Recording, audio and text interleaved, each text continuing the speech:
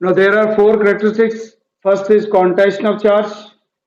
तो contention of charge जो है that says कि charge on a body जो है that is the integral multiple of certain smallest units of charge, that is the charge of electron or proton.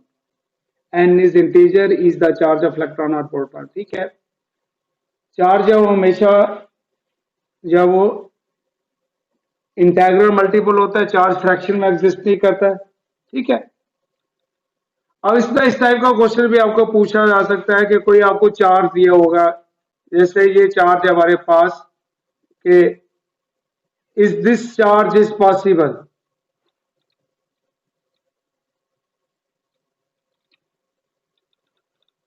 (8.5 into 10⁻⁻19 Coulomb's. क्या ये charge possible है? ठीक है, तो आपको क्या फाइंड करना है? You have to find an, number find करना है. अगर नंबर जो है वो क्या आ रहा है हमारा इंटीजर में आ रहा है तो चार्ज इज पॉसिबल, और अगर फ्रैक्शन में आ रहा है तो चार्ज इज नॉट पॉसिबल. तो एन किसके बराबर हो गया? Q by E. तो Q क्या होगा? 8.5 10⁻⁻19 डिवाइड बाई यहाँ पे हमारे पास 1.6 इंटू 10⁻⁻19. This cancels. ठीक है, इसको सिंप्लीफाई करेंगे, ऑब्वियसली ये आंसर जो है वो हमारा फ्रैक्शन में आएगा. तो मीन्स ये जो नंबर एग्जैक्ट नहीं है, तो this charge is not possible. ठीक है, ये आप चेक कर लेना इसको. तो इस टाइप के क्वेश्चन भी पूछे जा सकते हैं. सेकंड कैरेक्टरिस्टिक थी हमारी एडिटिव नेचर ऑफ चार्ज. तो एडिटिव नेचर ऑफ चार्ज क्या हो गया कि चार्ज है किसी भी बॉडी पे क्या होता है, that is algebraic sum of the charges located at different points or regions of the body. And third is invariance of charge, means charge के ऊपर स्पीड का कोई भी इफेक्ट नहीं होता. जितना चार्ज रेस्ट में होगा, अगर बॉडी मोशन में होगी तो चार्ज का मैग्नीट्यूड जो वो कह रहता है सेम रहता है. And then comes fourth characteristics, that is conservation of charge. Conservation of charge. अब कंजर्वेशन ऑफ चार्ज क्या है कि total charge of an isolated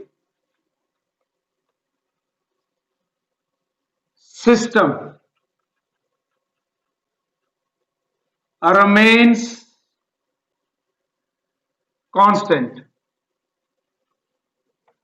अब टोटल चार्ज का मतलब क्या हो गया? Total positive and negative charge of an isolated system remains constant. ठीक है, या इसको हम ऐसे भी कह सकते हैं, चार्ज कैन बी क्रिएटेड और destroyed in pairs. ठीक है, चार्ज है दैट कैन बी क्रिएटेड और डिस्ट्रॉयड इन पेयर्स. जैसे for example glass rod.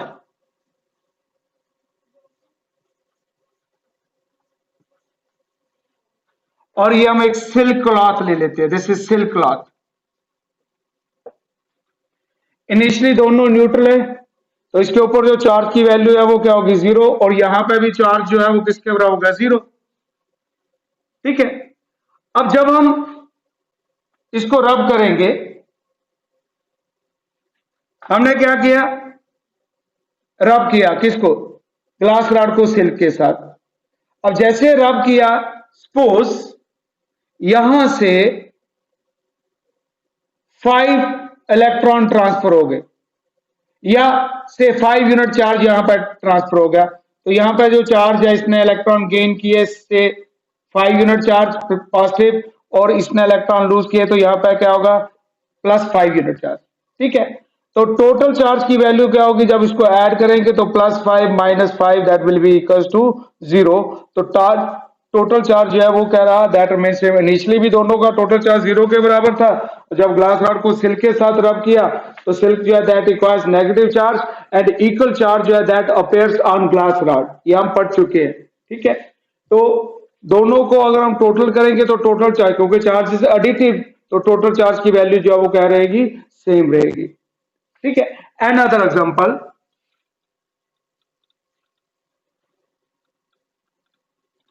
In the DK of radioactive element uranium, atomic number 92, मास 238, तो जब इसकी डिसइंटीग्रेशन होती है तो एक तो थोरियम बनता है 90, 234 plus helium, alpha particle helium is emitted. अब अगर हम देखें यहां पे टोटल चार्ज बिफोर डीके किसके बराबर है, 92e, and total charge after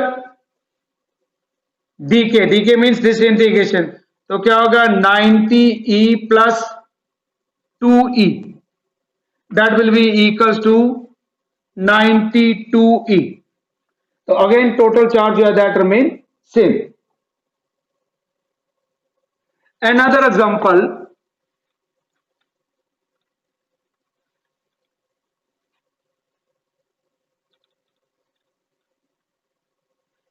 in pair production,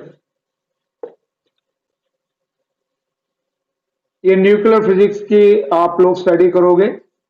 in pair production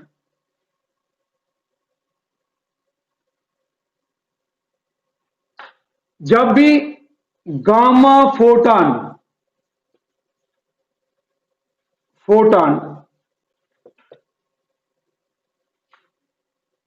ये डिसइंटीग्रेट होता है किसमें, इलेक्ट्रॉन और पॉजिट्रॉन, क्या आ गया, इलेक्ट्रॉन और पॉजिट्रॉन। ठीक है,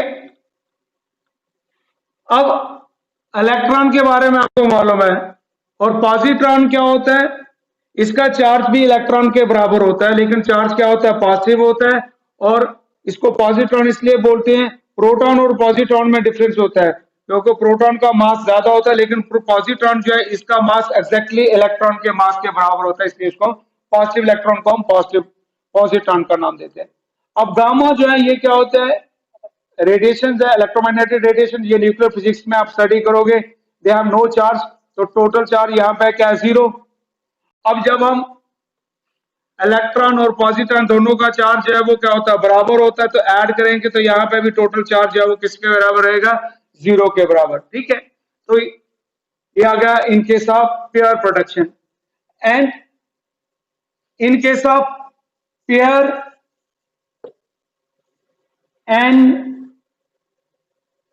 एनहिलेशन,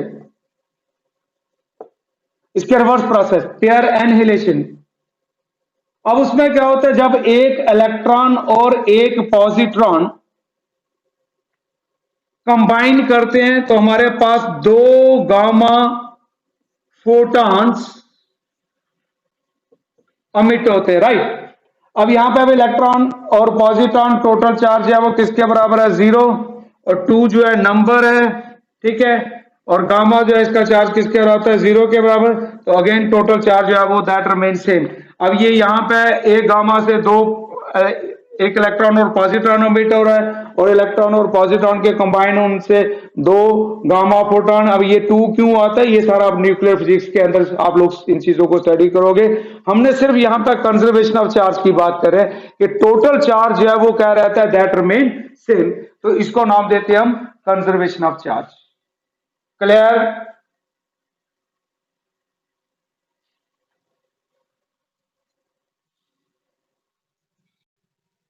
ठीक है,